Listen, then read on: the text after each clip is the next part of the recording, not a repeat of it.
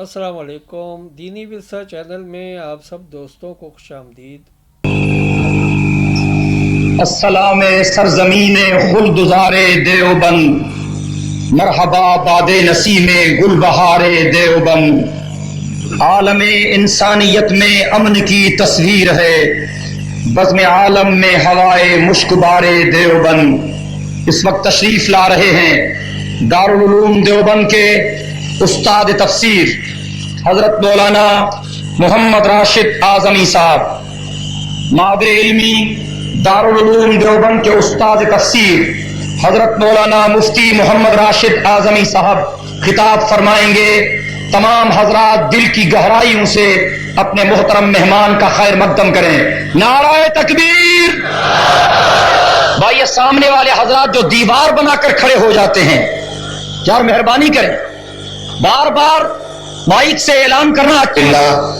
الحمدللہ نحمده ونستعینه ونستغفره ونؤمن به ونتوکل علیہ ونعوذ باللہ من شرور انفسنا ومن سیئات اعمالنا، من یهده اللہ فلا مضل له ومن یضلل فلا ہادی له، واشهد ان لا الہ الا اللہ وحدہ لا شریک له، واشهد ان سیدنا ومولانا محمدا عبدہ ورسولہ صلی اللہ علیہ وسلم۔ اعوذ باللہ من الشیطان الرجیم، بسم اللہ الرحمن الرحیم۔ هو الذی بعث فی الامیین رسولا منهم یتلو علیہم آیاتہ ویزکیہم ویعلمہم الکتاب والحکمہ وإن كانوا من قبل لفی ضلال مبین۔ صدق اللہ العلی العظیم۔ عن ابی الدرداء رضی اللہ تعالی عنہ قال قال رسول اللہ صلی اللہ علیہ وسلم ان العلماء ورثۃ الانبیاء او کما قال النبی صلی اللہ علیہ وسلم۔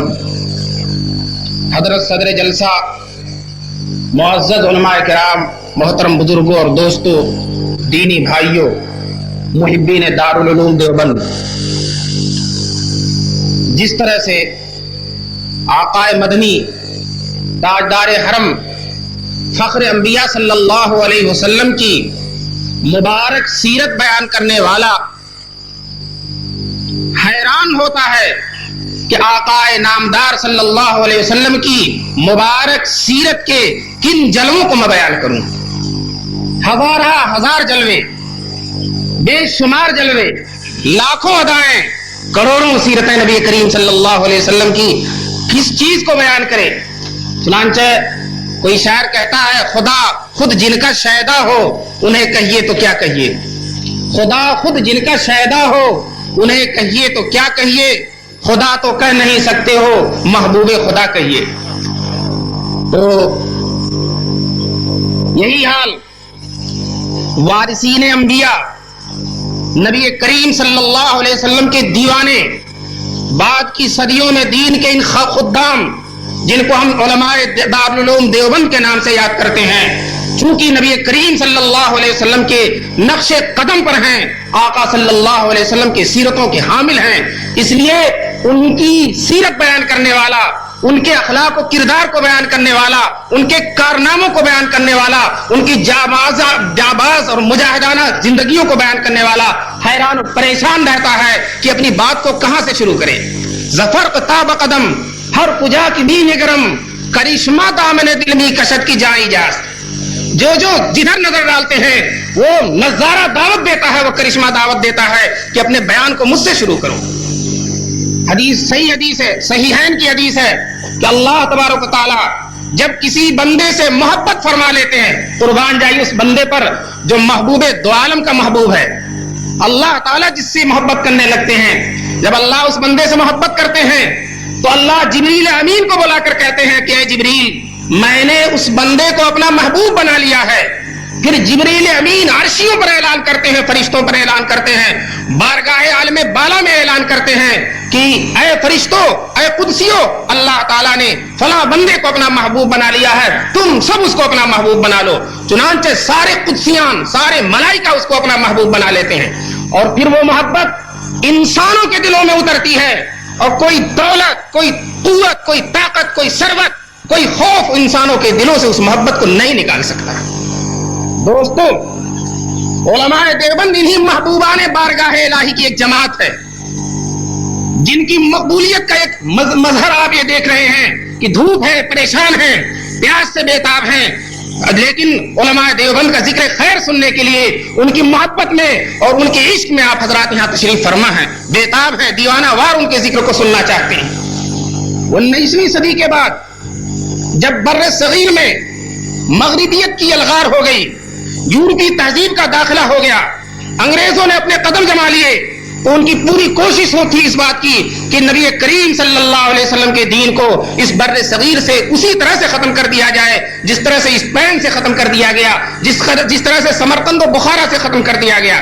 چنانچہ انگریز ممبر پارلیمنٹ برطانیہ کی پارلیمنٹ میں اعلان کرتا ہے کہ آج خدا نے ہم کو یہ دن دکھایا ہے کہ ہندوستان پر ہماری حکومت ہو گئی ہے، اس لیے ہندوستان کے اس سرے سے لے کر اس سرے تک دین مسیحیت کا جھنڈا لہرا دو۔ اور تمام مسلمان ملازمین کے پاس اس زمانے میں خط لکھا گیا تھا کہ حکومت ایک ہو گئی ہے، ٹرینیں ایک ہو گئی ہیں، برقی چیزیں ایک ہو گئی ہیں، اس لیے اب سب کا مذہب ایک ہو جانا چاہیے۔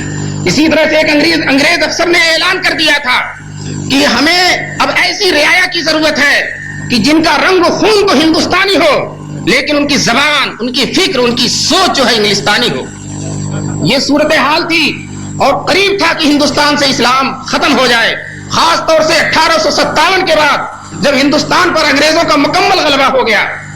اس وقت کے جو اہل دل تھے، فکر مند حضرات تھے، وارثین انبیاء تھے، وہ تڑپ رہے تھے، رو رہے تھے، راتوں کو اللہ کے حضور گر گرا رہے تھے، پیشانیاں اللہ کی بارگاہ میں رگڑ رہے تھے کہ اے اللہ نبی کریم صلی اللہ علیہ وسلم کے اس گلشن کی حفاظت فرمائیے اور حضور صلی اللہ علیہ وسلم کی اس دین کی حفاظت کی کوئی سبیل پیدا فرما دیجیے۔ چنانچہ انہی کی سحرگاہی دعاؤں کے نتیجے میں اللہ تعالیٰ نے اس وقت کے تمام اولیاء اللہ جتنے بڑے اکابر تھے، جتنے اللہ سے خصوصی محبت رکھنے والے لوگ تھے، سب کے دلوں میں اللہ تعالیٰ نے بیک وقت یہ الہام فرمایا کہ اس وقت اسلام کی حفاظت کی ایک ہی شکل ہے کہ صفحہ نبوی کا نقشہ کھینچا جائے اور ایک مدرسہ قائم کیا جائے۔ چنانچہ یہ اللہ والے جب اکٹھا ہوئے تو کسی نے کہا مجھے الہام ہوا ہے، کسی نے کہا میں نے خواب دیکھا کہ ایک مدرسہ قائم کیا جائے، کسی نے کہا میرے دل میں یہ بات ڈالی گئی ہے کہ ایک مدرسہ قائم کیا جائے۔ چنانچہ ان الہاموں کی بنیاد پر، بشارت ربانی کی بنیاد پر دیوبند کی سرزمین میں ایک ویران قصبہ، ایک گمنام قصبہ جس میں ایک چھوٹی سی مسجد کے صحن میں ایک انار کے درخت کے نیچے ایک استاد اور ایک شاگرد سے دارالعلوم دیوبند کو قائم کیا گیا۔ اور اس کی مقبولیت بانیان خود کہتے ہیں کہ جب ہم نے مدرسے کو قائم کیا تھا تو ہم تصور نہیں کر سکتے تھے کہ یہاں طالب علم کہاں سے آئیں گے، یہاں پڑھنے والے کہاں سے آئیں گے، قرآن و حدیث سیکھنے والے کہاں سے آئیں گے۔ دیوبند میں مشہور ہے، نہ یہاں راستہ ہے اور نہ یہاں ذرائع ہیں، کیسے آئیں گے؟ لیکن اسی سال محرم میں 15 محرم سن 1883 میں دارالعلوم دیوبند قائم ہوا، کل کی تاریخ۔ اور اسی سال صوبہ سرحد سے، دور دراز کے علاقوں سے، ہندوستان برصغیر کے مختلف حصوں سے، بنگال سے، بنارس سے، یو پی سے 78 کی تعداد دارالعلوم میں طلبا کی اکٹھا ہو گئی۔ اور 8 سال نہیں گزرے تھے کہ دارالعلوم کی کیا کیفیت ہوئی۔ بانی دارالعلوم دیوبند حضرت مولانا قاسم نانوتوی رحمۃ اللہ علیہ نے سن 1890 میں دیوبند میں جلسہ ہوا تھا، مدرسے کے قائم ہونے کے 7 سال کے بعد۔ اس جلسے میں حضرت نے تقریر فرمائی۔ ان بزرگوں کی تقریر لسانی نہیں ہوا کرتی تھی، ایک ایک بات ذمہ داری کی ہوتی تھی، کوئی مبالغہ نہیں فرماتے تھے۔ انہوں نے کہا دیوبند کی یہ مقبولیت ہے کہ عالم کے گوشے گوشے میں، چہار داغے عالم میں دیوبند کا شہرہ پہنچ گیا ہے۔ اس وقت نہ تار تھے، اس وقت نہ ٹیلی فون تھا، اور اس وقت نہ یہ ذرائع تھے، لیکن اللہ تبارک تعالیٰ نے قدوسیوں کے ذریعے، فرشتوں کے ذریعے اور خدا جانے کن غیب کی مخلوقوں کے ذریعے دارالعلوم کا شہرہ دور دور تک پہنچا دیا۔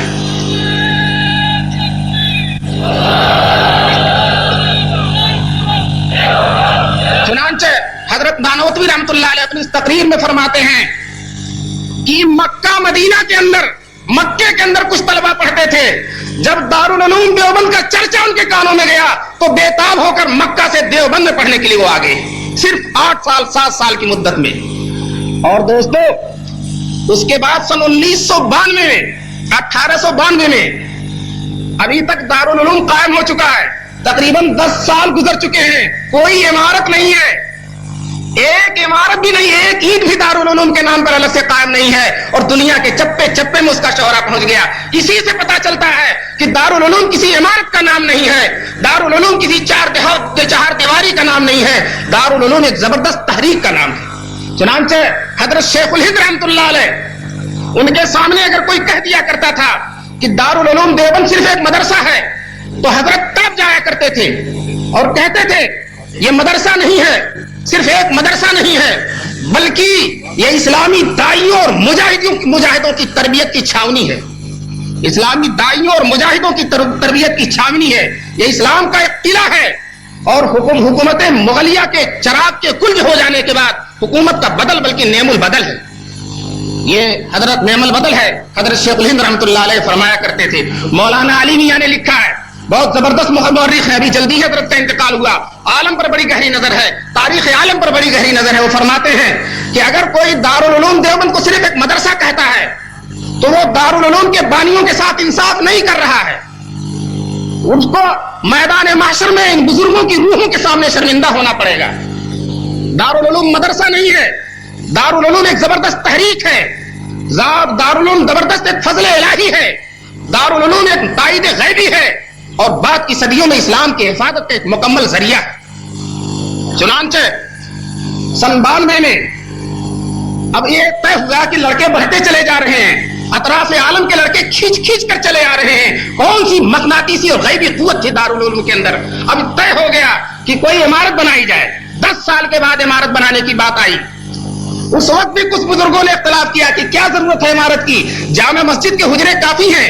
لیکن حضرت نانوتوی کی دوربین نگاہیں دیکھ رہی تھی کہ دیوبند اس وقت ایشیا نہیں بلکہ عالم کا سب سے بڑا ادارہ بننے والا ہے.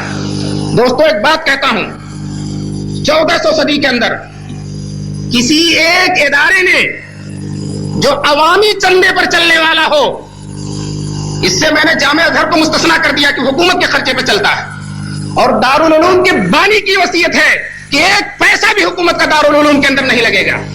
جو 8 اصول انہوں نے لکھے اس میں لکھا ہے کہ حکومت سے اس کو دور رکھا جائے گا, مالداروں سے دور رکھا جائے گا, غریبوں کے چندے پر اسے چلایا جائے گا, اور ایک غریب کے گھر گھر جائیں گے اور اس سے دارالعلوم کی نصرت کریں گے. وہ مخلص ہوتے ہیں, ان کا جو اخلاص کے ساتھ پیسہ نکلے گا وہ انشاءاللہ علم دین کے اشاعت میں معین و مددگار ہوگا. اب دارالعلوم نے غریبوں کی طرف کتنی توجہ کی, اور اللہ نے دارالعلوم کی غربا سے کیسی نصرت کی. حضرت شیخ الاسلام مولانا حسین احمد مدنی رحمۃ اللہ علیہ کے زمانے میں نظام حیدرآباد دارالعلوم کو کچھ رقم دیا کرتے تھے. انگریزوں کے وہ طرفدار ہو گئے تھے, انگریزوں نے ان پر دباؤ ڈالا کہ اس مجاہد اسلام کو, اے نواب صاحب آپ اپنے اثر و رسوخ کے ذریعے دارالعلوم سے نکلوا دیجیے. چنانچہ نواب حیدرآباد نے خط لکھا حضرت حکیم الاسلام قاری محمد طیب صاحب رحمۃ اللہ علیہ کے پاس کہ دارالعلوم دیوبند سے شیخ الاسلام کو اگر الگ کر دیں گے آپ تو میں جو امداد دیتا ہوں کئی گنی بڑھا دوں گا, بہت زیادہ کر دوں گا, اور اگر نہیں نکالتے ہیں تو میں امداد بند کر دوں گا. حضرت قاری طیب صاحب رحمۃ اللہ علیہ حکیم الاسلام تھے, آپ جاننے والے جانتے ہیں, آپ نے ان کی تقریروں کو سنا اور پڑھا ہوگا. حضرت نے بڑا ہی حکیمانہ جواب دیا. جواب یہ دیا کہ نظام صاحب دارالعلوم دیوبند حضرت شیخ الاسلام کو ہفتے میں 6 دن مدرسے کے اندر مقید رکھتا ہے, صرف 1 دن جمعے کی چھٹی دیتا ہے, اور وہ جمعے کا دن انگریزوں کی مخالفت میں صرف ہوتا ہے. اگر ہم نکال دیں گے تو ان کا پورا ہفتہ خالی ہو جائے گا اور انگریزوں کا زبردست نقصان ہوگا. 20 سال میں جانا ہے ان کو تو 5 سال میں جانا پڑ جائے گا.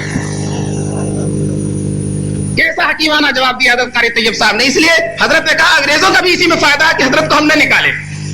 بات ہو گئی, قاری صاحب نے جواب دے دیا. شیخ الاسلام مولانا حسین احمد مدنی رحمۃ اللہ علیہ کو جب معلوم ہوا تو حضرت نے قاری طیب صاحب سے پوچھا کہ قاری صاحب آپ نے کیا جواب لکھا.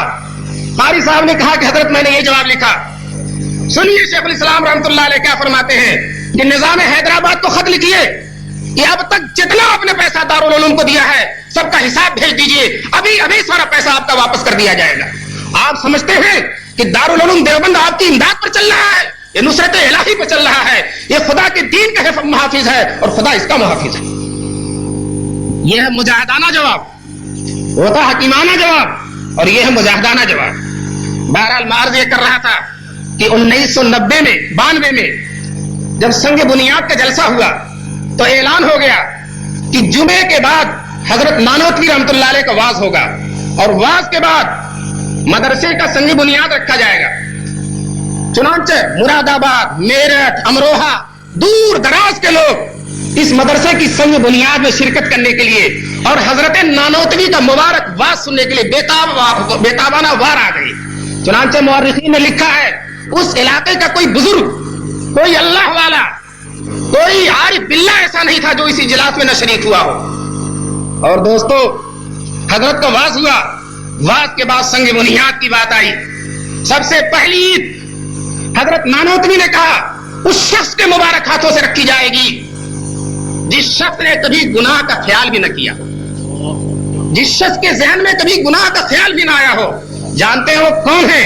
देवबंद के एक सैयदजादे सैयद मियाजी मुन्ने शाह रहमतुल्लाह अलैह, हजरत नानोतवी उनको ले आते हैं और पहली ईद उससे रखवाते हैं। दोस्तों, जब पहली ईद रखने वाले लोग इतने मुबारक हैं तो उस इदारे की बाबरकत का आलम क्या होगा। चुनांचे दूसरी ईद कौन रखता है? हाजी आबिद हुसैन साहब रखते हैं, जिनके तकवा और तहारत का क्या आलम।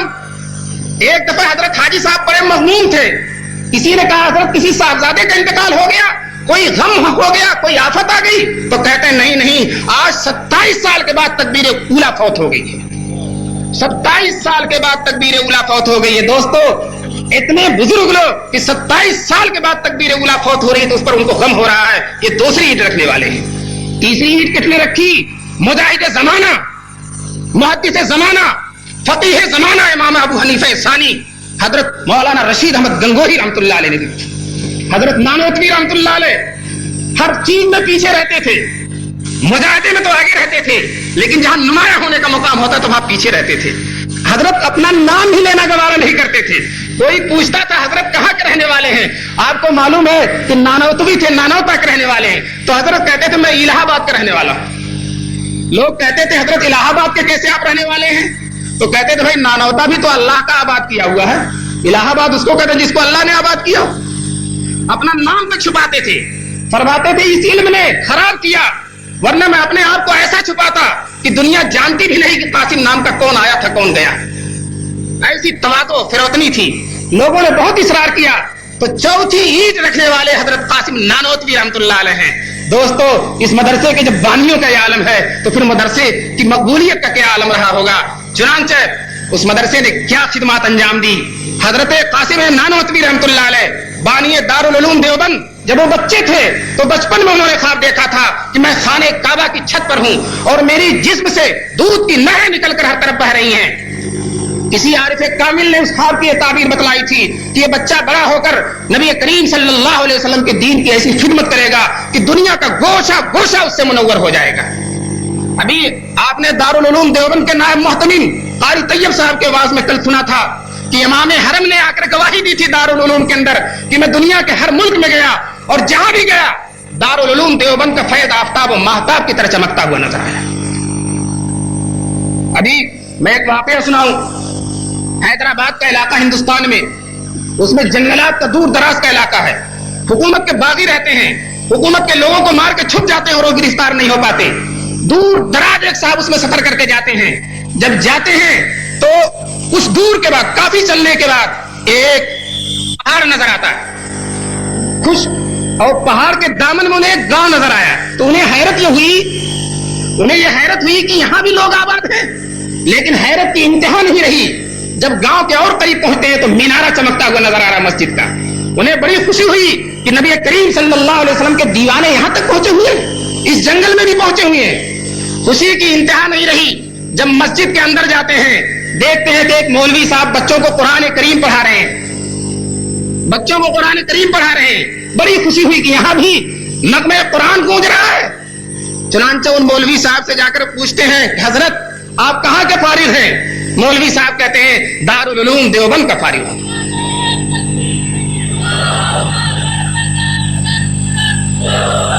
उड़ाए कुछ वरक नरगिस ने, उड़ाए कुछ वरक नरगिस ने, कुछ लाले ने, कुछ गुल ने, चमन में हर तरफ बिखरी हुई है दास्तां मेरी। दारुल उलूम देवबंद का फैज़ चप्पे चप्पे पर है। कैसे कैसे लोग पैदा हुए। वहां का पहला शागिर्द महमूदुल हसन शेखुल हिंद बनता है, सबसे पहला शागिर्द वहां का शेखुल हिंद बनता है। उस वक्त पूरे हिंदुस्तान में मुसलमानों का मुकम्मल तनहा रहनुमा, सबसे बड़ा रहनुमा शेखुल हिंद, जिसे अंग्रेजों ने बुढ़ापे में माल्टा की जेल में रखा। जब हजरत को अंग्रेजों ने गिरफ्तार किया, गुर्बत में थे, मक्का के अंदर थे, दियारे रसूल में थे, जिसके बारे में कहा गया कि जानवर भी वहां चला जाए तो अमन पा जाता है, लेकिन अंग्रेजों ने शेखुल हिंद को भी वहां अमन न दिया और हजरत को गिरफ्तार किया। जब हजरत गिरफ्तार हुए, बूढ़े थे, तो लोगों को चेहरे पर गम देकर कहने लगे, खुदा का करम है कि मैं मुसीबत में गिरफ्तार हूं, मासियत में गिरफ्तार नहीं हूं, और ये मुसीबत में गिरफ्तार होना नबियों की सुन्नत है। चुनांचे काजी अदील अब्बासी रहमतुल्लाह अलैह ने हजरत शेखुल हिंद के बारे में लिखा है कि उस शख्स ने देवबंद की तहरीक को हिंदुस्तान से उठाकर आलमी तहरीक बना दी और तहरीक देवबंद को मिस्र, हिजाज, शाम, यमन तक पहुंचा दिया, अफगानिस्तान तक पहुंचा दिया, दूर दराज के इलाकों तक पहुंचाने वाले वो शेखुल हिंद हैं। और कहते हैं वो अल्लामा इकबाल के शेर के मुकम्मल नमूना है। अल्लामा इकबाल कहते हैं, जहां बानी से है दुश्वार तरकारे जहां बीनी, जहां बानी से है दुश्वार तरकारे जहां बीनी, जिगर खून हो तो चश्मे दिल में होती है नजर पैदा, बड़ी हजारों साल नरगिस अपनी बेनूरी पे रोती है, बड़ी मुश्किल से होता है चमन में दीदवर पैदा। ये शेखुल हिंद थे।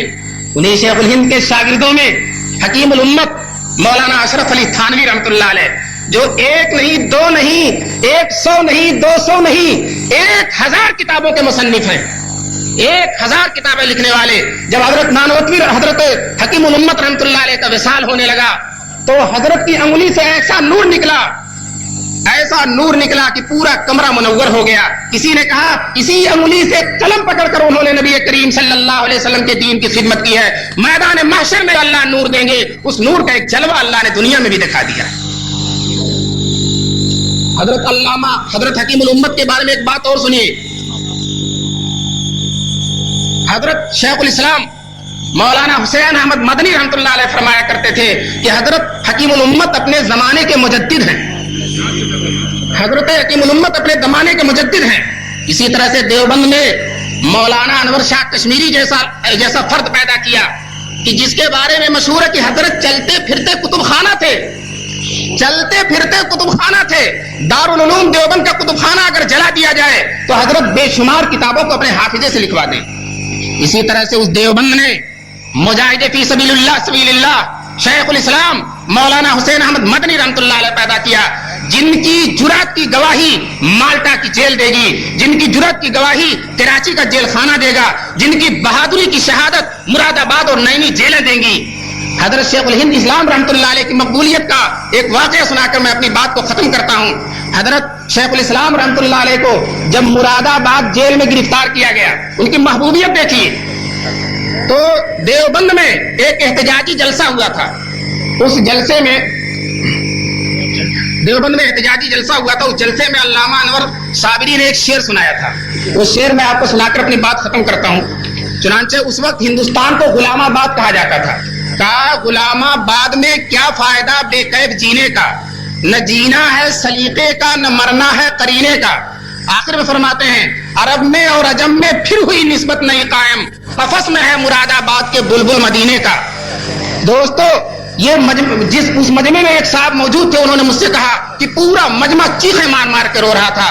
दोस्तों, ये इंतहाई मुख्तसर औकात में अकाबिरीन ने देवबंद का हल्का सा जिक्र किया गया। अल्लाह तबारक तआला उनकी बरकतों से हमारी जिंदगियों के अंदर ईमानी नूर पैदा फरमा दें। वाखिर दावाना अनिल हम्दुलिल्लाहि रब्बिल आलमीन। आप सब दोस्तों से गुजारिश है कि हमारे इस चैनल के साथ इसी तरह जुड़े रहें और इन उलमाए कराम के बयानात को आगे भी शेयर करते रहें। आप सब दोस्तों का बहुत शुक्रिया। मिलते हैं एक नई वीडियो के साथ, तब तक के लिए अल्लाह हाफिज़। पाकिस्तान पाइंदाबाद।